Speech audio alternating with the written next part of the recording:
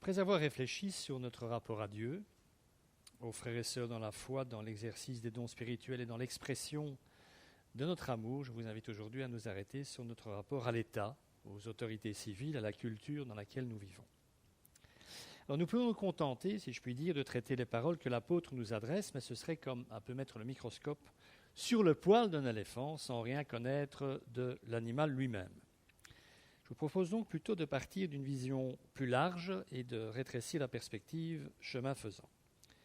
Parce qu'il y a une question bien précise qu'en tant que chrétiens, nous devrions dans la pratique nous poser. Quel type de rapport devons-nous entretenir en tant qu'Église avec le monde qui nous entoure ? Il est même possible que vous ne vous soyez jamais posé la question et envisagé les conséquences. Et pourtant, nous connaissons tous ces deux paroles fondatrices de notre Seigneur quant à notre rapport au monde. Et nous allons prendre la première. Je leur ai donné ta parole, et le monde les a détestés parce qu'ils ne sont pas du monde, tout comme moi, je ne suis pas du monde. Et puis la seconde, vous vous rappelez, c'est quand Jésus comparait devant Pilate, le représentant justement de l'État romain, donc un représentant de l'État. Mon royaume n'est pas de ce monde. Si mon royaume était de ce monde, mes serviteurs auraient combattu pour moi afin que je ne sois pas livré aux Juifs. Mais en réalité, mon royaume n'est pas d'ici-bas. On connaît ces deux paroles, mais en fait, que veut-il dire exactement, Jésus, quand il s'exprime ? Mis à part que le royaume dont il est le roi n'a pas encore pour vocation d'être instauré sur terre, car il faut encore que la prédication de la parole et l'œuvre de l'Esprit se manifestent, que ses citoyens, que nous sommes, reçoivent leur acte de naissance à ce royaume, et que l'Église, ses disciples présents et à venir, n'appartiennent plus, ne font plus partie spirituellement du monde dans lequel ils vivent, mais bien du royaume de Dieu. Ça, on a compris, je pense, de ces deux textes. Oui, mais est-ce que ça ne va pas un peu plus loin ? Ça ne nous donne rien, ça ne nous dit rien vraiment de très pratique quant à ce que nous devons, les relations que nous devons entretenir avec le monde dans lequel nous sommes. Comment donc l'Église et la société dans laquelle elle vit doivent coexister ? Alors vous serez peut-être surpris d'apprendre que l'Église, en 2000 ans d'existence, a eu plusieurs types de réponses, de mise en pratique de cette parole de son Seigneur. Je vous propose donc de commencer par là, passant en revue les différentes approches au monde, à la culture ambiante, à l'État qu'a préconisé l'Église au cours de ces 20 derniers siècles. Alors ne croyez surtout pas que faire ça revient à parler du passé. Certaines approches, de nombreuses même, existent encore aujourd'hui, consciemment ou non, sous différentes formes. Et il est vrai que nous ne sommes parfois pas conscients nous-mêmes de ce que nous vivons et pourquoi nous le vivons de telle ou telle façon. Je vais essayer pour ma part de rendre tout ça le plus digeste possible et dans cette perspective, laissez-moi vous présenter les choses simplement, pour commencer. Certains chrétiens pensent que le message de l'Église devient de nos jours, et ce pour diverses raisons, incompréhensible pour les gens de l'extérieur, et que par conséquent, il faut l'adapter toujours plus à la culture. D'autres pensent au contraire que l'Église est déjà trop influencée par la culture et qu'il faut chercher à faire face de manière plus incisive aux tendances de la société contemporaine. La plupart des responsables d'Église se situent quelque part entre ces deux pôles, mais ils ne parviennent pas à se mettre d'accord sur les degrés d'opposition à la culture ou d'adaptation à celle-ci qui sont nécessaires. Tout cela pour conséquence que l'Église se fragmente aujourd'hui, au-delà même de ces traditionnelles différences dénominationnelles et théologiques, sur la question de quelle façon et jusqu'à quel point devons-nous nous impliquer dans la culture. C'est probablement le sujet le plus controversé de nos jours. Alors, ce que je viens d'évoquer est valable dans toutes les cultures, où que nous soyons sur la planète, mais les réponses s'ajusteront en fonction ou pas de ces cultures. Donc, pour le dire autrement, être chrétien aux États-Unis n'est pas la même chose qu'être chrétien en Europe. Ça, je pense que vous avez compris. Et même aux États-Unis, être chrétien dans un des États du Sud, appelé la Bible Belt, n'est absolument pas la même chose que d'être chrétien dans l'État de New York. Ce sont deux réalités, deux cultures différentes. C'est de l'expérience que fit Francis Schaeffer, un missionnaire protestant évangélique qui s'installe en Europe à la fin des années 40. Schaeffer a donc commencé à dialoguer avec des jeunes des jeunes adultes profondément sécularisés, déjà à l'époque, le genre de personnes qui n'existaient pas vraiment aux États-Unis à ce moment-là. Il a dit ceci lors d'un des rapports qu'il rendit par la suite sur son travail. « J'ai été impressionné de constater que bon nombre d'étudiants non chrétiens que j'ai rencontrés sur le continent européen non seulement ne croient en rien, mais ne se sentent même pas en mesure de poser les jugements nécessaires pour ne croire en rien. » Enfin, ils croient en rien, mais ils ne savent même pas pourquoi ils ne croient en rien. On est donc à la fin des années 40. Il s'agit d'un manque de confiance en la notion même de certitude qui va au-delà de l'athéisme matérialiste. Pour eux, le monde est un ensemble de particules volantes, sans rapport les unes avec les autres, et ils ressentent en eux à la fois la nécessité de fuir et de ne pas bouger. Un exemple parmi d'autres, de choc culturel. La plupart des éthiques chrétiennes sur l'Église et son rapport au monde se fondent en fait sur, merci ma chérie, ces différentes approches. J'ai pris les principales. Je ne dis pas qu'on les fera toutes, mais... Donc, la première notion de rapport au monde, c'est ce qu'on appelle la chrétienté, ou le transformisme. On appelle ça le transformisme aujourd'hui. Bon, j'expliquerai aujourd'hui ce que c'est le transformisme. Ça n'a rien à voir avec les gens qui changent de vêtements très vite. Ça n'a rien à voir. Alors, l'autre notion, l'autre rapport que l'on peut avoir au monde en tant qu'Église, c'est la notion des deux règnes. Alors ça, c'est Saint Augustin qui l'a théorisé, et puis ça a été repris par Martin Luther, entre autres. Puis il y a la notion, le rapport à l'autorité des magistrats, Romains 13, qu'on verra, qui est le texte que nous devrons finir par voir. Ça, c'était plutôt le positionnement de Calvin. L'Église et l'imitation du Christ, ça, c'est les anabaptistes qui ont cette position. La loi de Dieu dans l'Ancien Testament, ce qu'on appelle la théonomie, ça vient du grec nomos, la loi, et théos, Dieu, donc la loi de Dieu. Et l'Évangile, sans aucune distinction des règnes, dont les règnes étant le monde et le royaume de Dieu. Donc il n'y a pas. Il n'y a pas de distinction entre les deux. Ça, c'est une autre approche, une autre notion de rapport avec la culture, l'État et tout ce qui constitue l'environnement dans lequel l'Église est placée. Donc, commençons par le commencement et intéressons-nous à ce que dit la Bible de notre problématique, sachant que c'est sur elle que s'appuient les uns et les autres pour défendre leur position. C'est toujours comme ça. Alors, toutes ces positions ont des forces et des faiblesses. Elles sont donc toutes possibles et donc toutes respectables. Il ne s'agit pas de jeter ici l'anathème sur qui que ce soit. Il nous suffira d'éviter simplement, comme souvent, les extrêmes, parce que forcément, il y a des extrêmes. Il existe dans l'Ancien Testament de nombreux textes, vous le savez, qui relèvent plus ou moins directement du politique et du social. C'est le cas du Pentateuque, de la Torah, donc des 5 premiers livres de l'Ancien Testament, qui régulent et rythment la société en Israël et en définissent la culture. C'est parce qu'ils ont reçu la loi de Dieu qu'Israël devient le peuple qu'il devient. Israël de l'Ancien Testament est donc un peuple qui est implanté dans une culture qu'il a lui-même participé à créer au travers de la Torah. Mais il y a aussi, par exemple, les livres bibliques qui nous relatent les responsabilités qu'ont assumées certains membres du peuple de Dieu au sein de gouvernements d'autres nations. Je pense par exemple à Daniel, qui a de grosses responsabilités à la cour des Mèdes et des Perses et à la cour du roi de Babylone, et aussi Joseph, rappelez-vous, qui a été ministre à la cour de Pharaon en Égypte. Ensuite, il y a tous les livres historiques.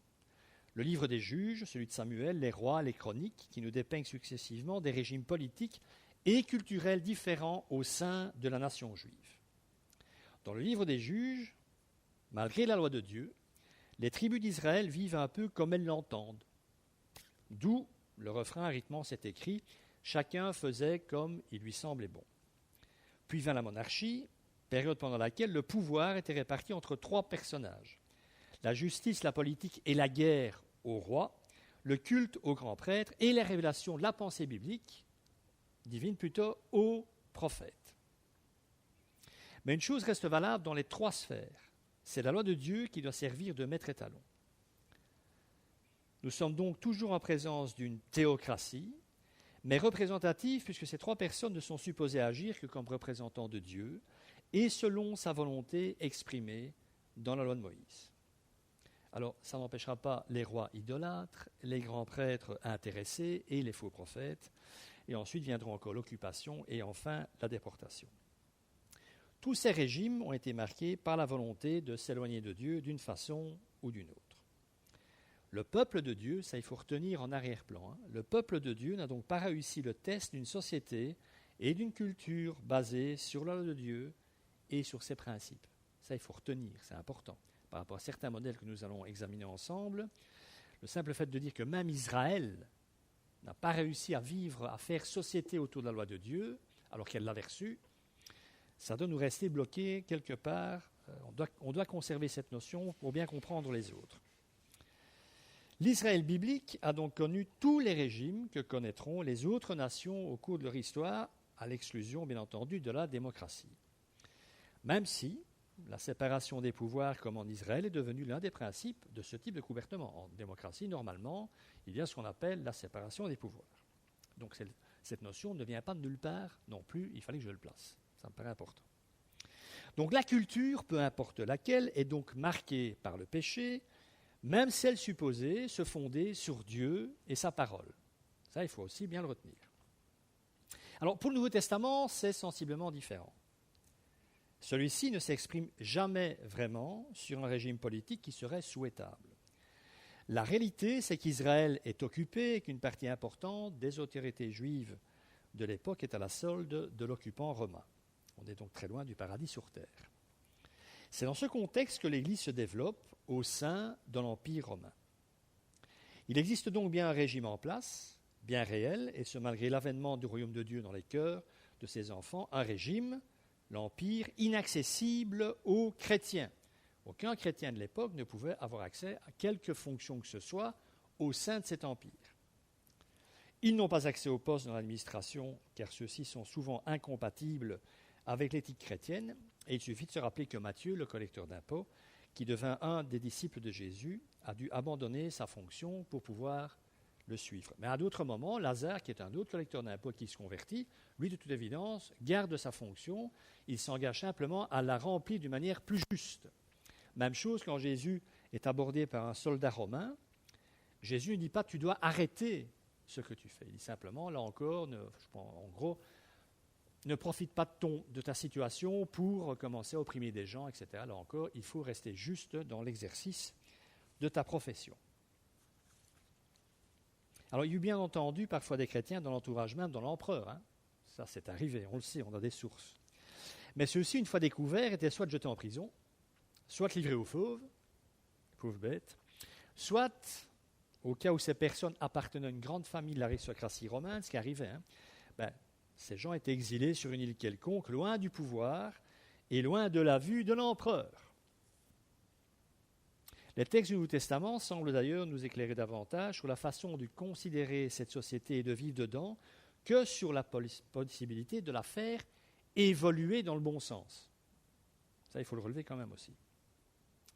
D'ailleurs, il faut ajouter que, texte à l'appui, les chrétiens constituant l'Église primitive s'attendaient à un retour prochain de leur Seigneur. Quand je dis prochain, c'est peut-être dans leur génération. Beaucoup, dans les écrits, on discerne, dans les écrits de Paul, entre autres, et de Pierre, on discerne cette attente fervente. Ils sont sûrs, quasi certains, que leur Seigneur va revenir. Le temps est proche, comme le disait Paul. Donc la réflexion sur la société dans laquelle ils vivaient et ce qu'ils pourraient éventuellement y faire ne devait pas beaucoup les préoccuper. Mais le retour tant attendu, tardant, c'est pas facile à dire ça, ils durent finalement y réfléchir. On ne vit évidemment pas de la même façon lorsqu'on est sur le départ ou si l'on s'installe pour un certain temps. Cela a même impacté la lecture traditionnelle de certains enseignements de Jésus, le fait qu'il ne revenait pas tout de suite. En effet, de nombreux enseignements de notre Seigneur comportent une grosse charge eschatologique.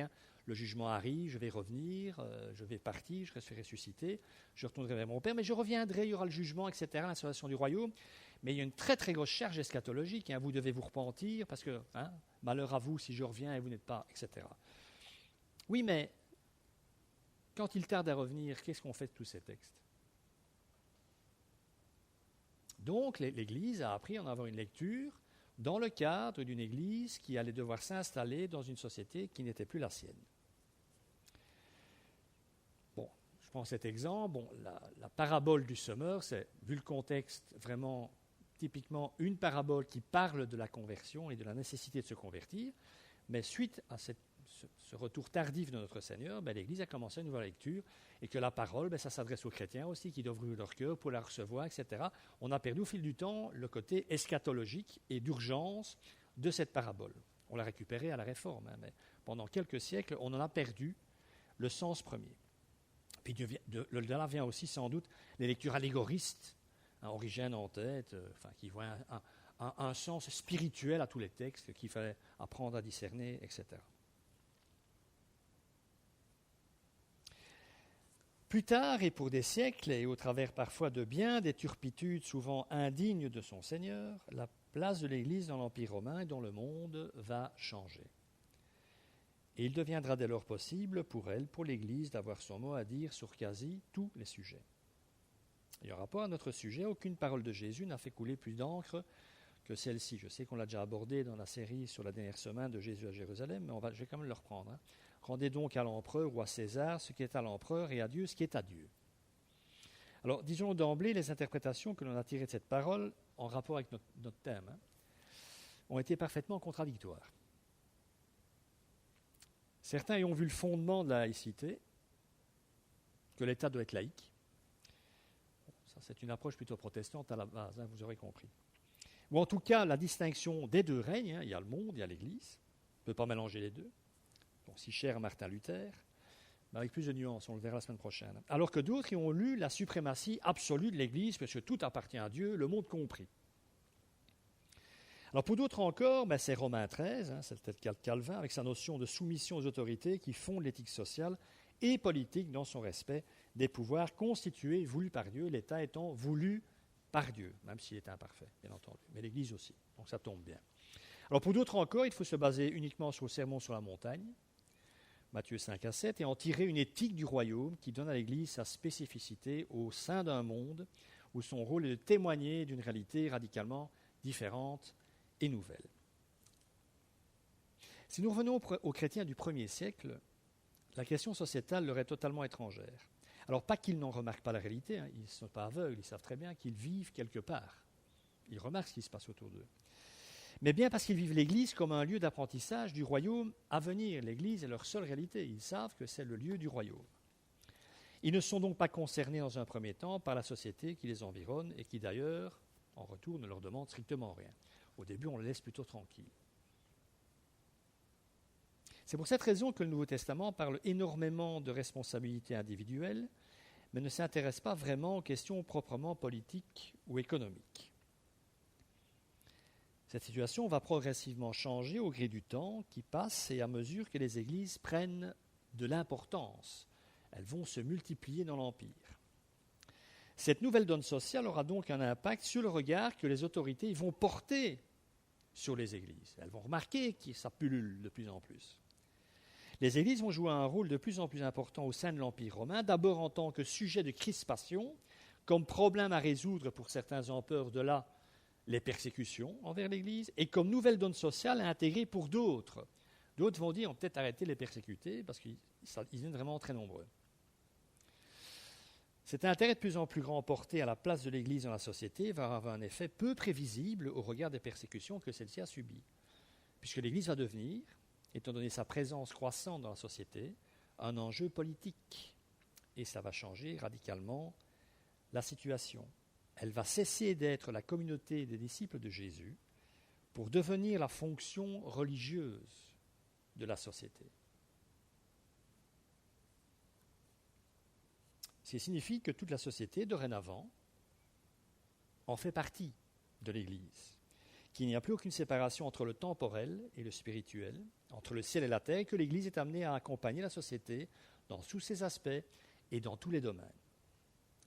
C'est ce qu'on appelle la chrétienté. C'est notre premier modèle, le modèle donc transformiste. L'État est chrétien, la société est chrétienne, l'art est chrétien, etc., etc. Tout est chrétien. Alors cette approche repose sur la conviction que la société sera christianisée par l'action des chrétiens en son sein. Certains défenseurs de cette approche vont même jusqu'à affirmer que notre Seigneur ne reviendra sur terre que lorsque toute la société sera chrétienne. Ça risque d'être long, ça, quand même. De manière symbolique, on peut situer le commencement de la situation de chrétienté à la conversion de l'empereur romain Constantin en 312. Les historiens s'interrogent encore d'ailleurs sur la véracité de cette conversion. Ils en doutent, certains en tout cas. Car beaucoup soupçonnent l'empereur de l'avoir fait à des fins politiques pour consolider son empire, celui-ci ayant été envahi par le christianisme. De là la nouvelle donne sociale. Alors conversion ou pragmatisme politique, vous devrez choisir. Mais tout cela va en tout cas brouiller les cartes, non seulement au niveau de la lisibilité de l'Église quant à son rôle, son domaine d'action, son mandat, mais également au niveau de la ligne de démarcation entre l'État et l'Église. Où est-ce qu'on va tresser la ligne? Quasi plus nulle part, quoi. Pour l'anecdote, je rappelle que les 4 premiers conciles de l'Église, pour traiter de problèmes de doctrine, furent convoqués par des empereurs. Ce ne sont pas les évêques de toutes les églises qui se sont dit « il faut qu'on se voit parce qu'il y a des problèmes de doctrine à régler ». Non, non, ce sont des empereurs successifs qui ont convoqué ces conciles. J'ai mis les conciles en question et les empereurs en note de bas de page. En tout cas, le premier concile, celui de Nicée en 325, a été convoqué par Constantin par rapport à la doctrine de l'humanité du Christ qui était combattue par certains. Nous sommes donc dans le mélange des genres, même si les empereurs ont légitimé la chose au nom de la bonne entente chrétienne dans l'Empire, qu'il en allait de leur responsabilité de convoquer ces conciles, parce qu'en tant qu'empereur, ils tenaient à ce que les églises s'entendent. Alors pour information, les protestants ne reconnaissent que les 4 premiers conciles et pas tous les autres. Voilà, comme ça vous savez. Les 4 premiers, après, plus rien. Voilà, et on a bien raison, je pense. À la Renaissance, et avec la réforme protestante, la chrétienté éclate en plusieurs parties. Mais le principe demeure. On se tromperait en pensant que les réformateurs, ils ont une vision laïque de l'État. Ce n'est pas le cas. Qu'elles soient les églises catholiques, orthodoxes, luthériennes ou réformées, les églises considèrent qu'il est légitime pour elles d'être liées, d'une manière ou d'une autre, à un niveau ou à un autre, au pouvoir politique. Toute la société est chrétienne, alors bien entendu pas chrétienne comme l'entend l'Évangile, bien sûr, mais elle se réclame du christianisme. On retrouve donc ici, en quelque sorte, le principe de l'Ancien Testament, de la séparation des pouvoirs entre l'État, régi par le roi, et le religieux, régi par l'Église. Mais dans les faits de séparation, il n'y en a pas vraiment. Nous sommes plutôt face à une lutte de pouvoir entre le pouvoir royal et le pouvoir religieux. Pas pour rien qu'à un moment de l'histoire, il y a un pape qui a dû fuir Rome, pour se réfugier en Avignon. On a quand même eu 3 à un moment, des papes en même temps. C'est très, très embêtant. Ça.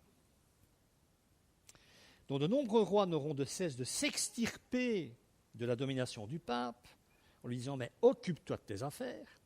Et de nombreux papes ne songeront qu'à imposer leur pouvoir aux États.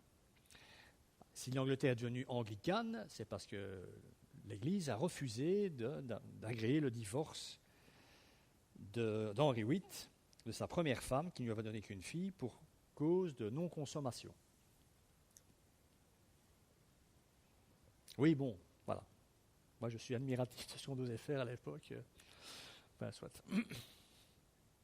Martin Luther aura même la vie sauve grâce à cette lutte entre les États et le pape, puisque les princes allemands verront dans le protestantisme naissant le moyen de se soustraire à l'influence de Rome et accorderont donc leur protection aux réformateurs. Cependant, certaines églises sortiront de ce modèle de chrétienté par conviction, et ce dès le XVIe siècle. Certains protestants vont s'extirper du protestantisme classique, dit historique, à cause de ce lien avec l'État. C'est le cas entre autres des anabaptistes.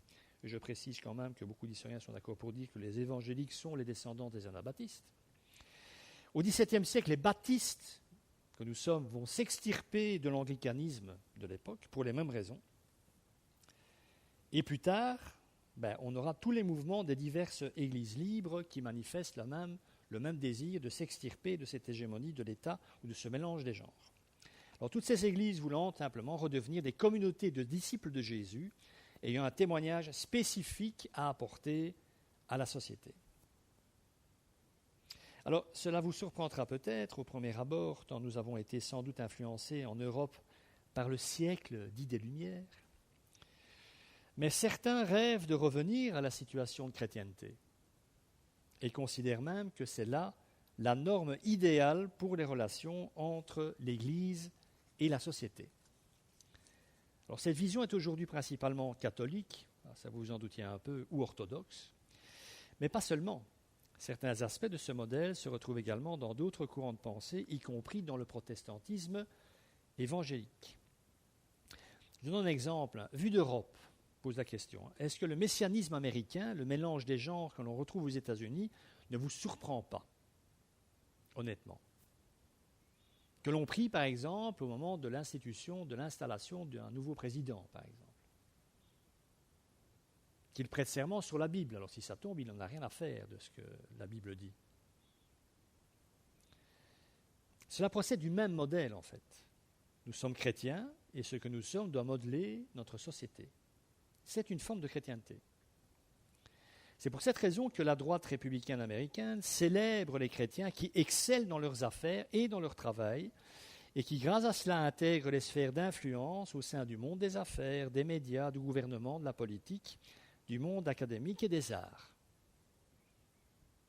Cela explique aussi pourquoi, encore de nos jours, aucun président ne pourrait être élu s'il se disait ouvertement athée. Aucun président américain, encore aujourd'hui, ne pourrait être élu président des États-Unis s'il se déclarait ouvertement athée. Ça ne passerait pas. Pourquoi ? Parce qu'on est encore dans ce qui ressemble à l'américain, dans ce qui ressemble à un modèle de chrétienté. Et ça pose un éclairage également sur certaines pratiques, comme le fait que de puissants groupes d'influence, des lobbies, des groupes de pression puissent verser des millions de dollars en détournant au passage de la loi américaine, parce qu'une loi stipule qu'on ne peut pas le faire, pour la campagne présidentielle d'un candidat qui se dit donc chrétien.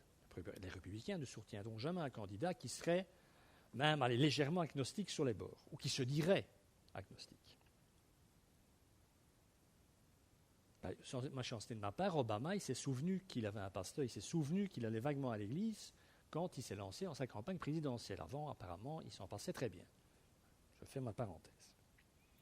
Peut-on être chrétien et soutenir le lobby des armes? Aux États-Unis, oui. Oui. Donc, en tenant compte du modèle de chrétienté ou transformiste, on comprendra également beaucoup mieux pourquoi, à la suite des attentats du 11 septembre, tout ça a tourné à une guerre contre l'Irak, à une guerre du bien contre le mal. C'est comme ça que Bush l'a présenté. Le bien étant détenu et défendu, bien entendu, à coups de mensonges et de manipulations, par les États-Unis, le pays béni de Dieu, God bless America. Tout cela en enracinant toujours davantage le modèle de chrétienté dans sa vision du monde. À la suite de tout cela, ce sont également les pays musulmans qui ont été confortés dans leur vision de l'Occident, celle d'un Occident chrétien. Pour les musulmans, l'Occident est chrétien. Merci les States. Alors nous allons aussi nous rendre compte, en évoquant les différents modèles cités tout à l'heure, que mis à part les extrêmes dans tous ces modèles, la porosité entre eux est bien plus grande qu'on l'imagine. Ce n'est pas monolithique. Par exemple, à titre personnel, je ne partage pas l'approche transformiste ou de chrétienté, mais ça, à mon avis, vous en doutiez un petit peu. Même pas du tout. Mais je peux en partager certaines pensées. Sur l'activité professionnelle, par exemple, je suis convaincu, et je le dis depuis bien longtemps, qu'un chrétien étant un témoin de Christ 24 heures sur 24, doit être ce témoin sur son lieu de travail aussi. Qu'il doit mieux faire son travail que les autres, car il est appelé à le faire comme pour son Seigneur. Je crois également qu'au travers de son activité professionnelle, le chrétien peut et doit amener l'Évangile sur son lieu de travail. Il sera peut-être dans ce cadre-là le seul chrétien que ces personnes n'auront jamais l'occasion de croiser. Que ce travail séculier est d'une importance capitale aux yeux de Dieu, car il porte en germe la possibilité du royaume pour ceux et celles qui croiseront la route de ce chrétien sur son lieu de travail. Mais ce que je ne crois pas, c'est qu'il faille absolument pénétrer toutes les arcanes des différents pouvoirs pour faire advenir le royaume sur la terre par notre travail, ni que l'objectif de l'Évangile soit la christianisation de la société. Et ça, je n'y crois pas une seconde, un texte en main. Il existe d'ailleurs bien des activités qui sont, à mon sens, incompatibles avec la foi chrétienne et qui ne pourront donc que tacher la belle robe blanche du chrétien qui la pratique. Je ne vais pas énumérer ces professions, ça n'a pas trop de sens de le faire, en tout cas pas maintenant, pas dans ce cadre. Pour revenir aux États-Unis, je ne pense pas, par exemple, qu'il soit bon pour un chrétien de briguer le siège de président si cela revient la plupart du temps à tuer des gens sous prétexte qu'on est du bon côté de la barrière morale. Parce que tuer quelqu'un, c'est quand même tout simplement tuer quelqu'un. Et que le commandement « tu ne tueras pas » me paraît quand même légèrement explicite. Mais ça se tient de le faire, de revendiquer ce poste de président et de pouvoir éventuellement faire des guerres à partir de ce siège. Si je fais partie d'une nation chrétienne, en croisade pour l'avènement du royaume. Mais cela reste à mes yeux une caricature de théocratie. Alors l'Europe, les Européens que nous sommes, peuvent témoigner de ça.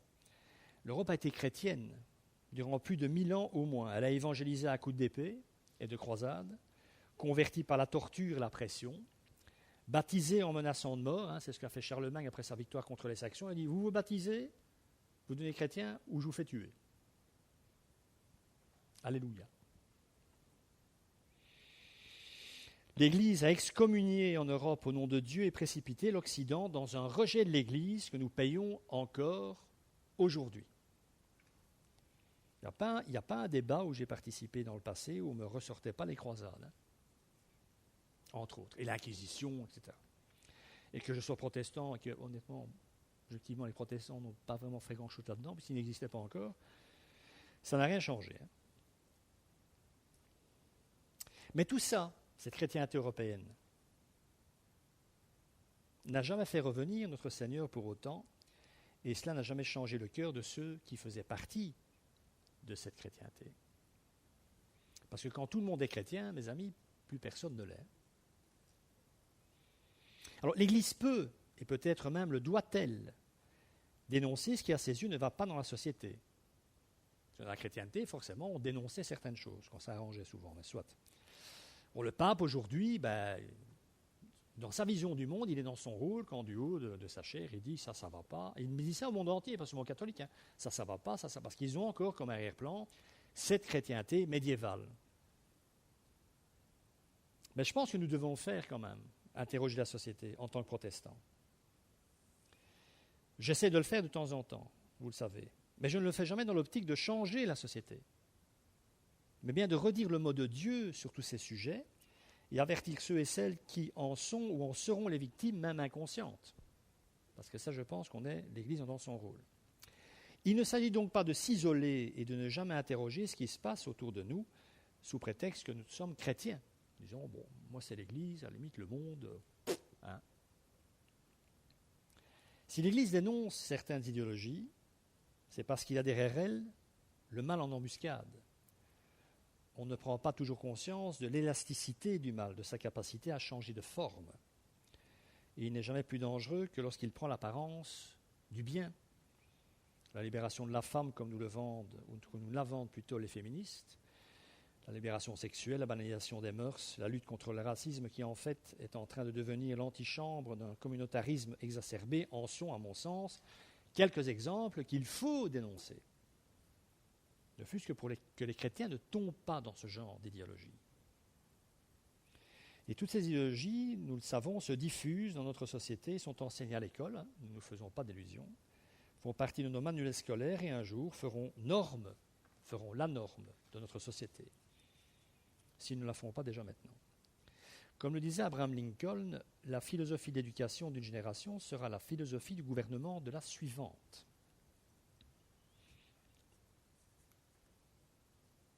Je pense qu'Abraham avait raison.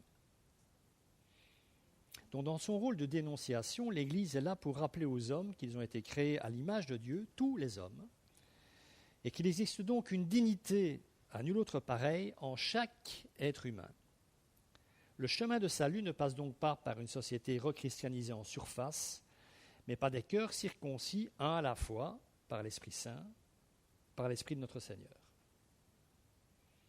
La chrétienté avant toute chose un fondement historique. Le monde occidental a été chrétien, c'est-à-dire profondément imprégné de la pensée de l'Église, et ce durant tout le Moyen Âge. Cette influence dominante de la religion sur la société est considérée par certains comme naturelle et souhaitable, puisque, disent-ils, elle est porteuse de vérité. Oui, mais de quelle vérité parle-t-on ? La chrétienté a pris des formes diverses à travers les âges. On peut donc dire qu'il y a eu plusieurs chrétientés. Et encore aujourd'hui, quand j'ai fait allusion à l'approche un peu de la droite américaine, ou même de la société américaine dans son ensemble, c'est une des formes de cette chrétienté aujourd'hui. Et puis il y a celle des orthodoxes, celle des catholiques, etc. En tout cas, voici ce qu'écrit Jacques Maritain, philosophe catholique très important pour les catholiques, auteur de nombreux livres et adepte de la théologie de Thomas d'Aquin, le grand théologien médiéval. Voilà ce qu'il dit. Il n'y a qu'une vérité religieuse intégrale, il n'y a qu'une Église catholique, il peut y avoir des civilisations chrétiennes, des chrétientés diverses. En parlant de nouvelle chrétienté, nous parlons donc d'un régime temporel, ici-bas, ou d'un âge de civilisation dont la forme animatrice serait chrétienne. Donc il est toujours dans cette espérance, dans cette attente d'un renouvellement. La chrétienté, c'est la vision eschatologique de l'Église catholique. Tout doit finir par rentrer dans l'Église catholique. Tout. Comme une sorte de grand trou noir qui aspirait les chaises, les protestants, enfin tout ce qui se passe, tout ce qui l'entoure. Donc la grande question qui a entraîné différentes sortes de chrétienté a toujours été celle du rapport entre l'Église et le pouvoir politique. Parfois l'Église a cherché à dominer le politique, ça a toujours été le rêve de la papauté. Souvent le pouvoir politique a dominé l'Église, ça a été le cas pour l'orthodoxie grecque ou russe. Dans ses versions anglicanes, luthériennes ou réformées, le protestantisme est longtemps resté attaché à une telle conception sous des formes spécifiques que nous examinerons. Tous ces hommes, et il faut le rappeler, étaient aussi des hommes de leur temps, comme nous le sommes du nôtre. Est-on donc certain que c'est par attachement à la parole de Dieu que nous sommes, par exemple, attachés à la séparation de l'Église et de l'État? Ou sommes-nous simplement les héritiers de notre société sécularisée? C'est une bonne question, je pense, pour terminer aujourd'hui. Que le Seigneur bénisse sa parole. Amen.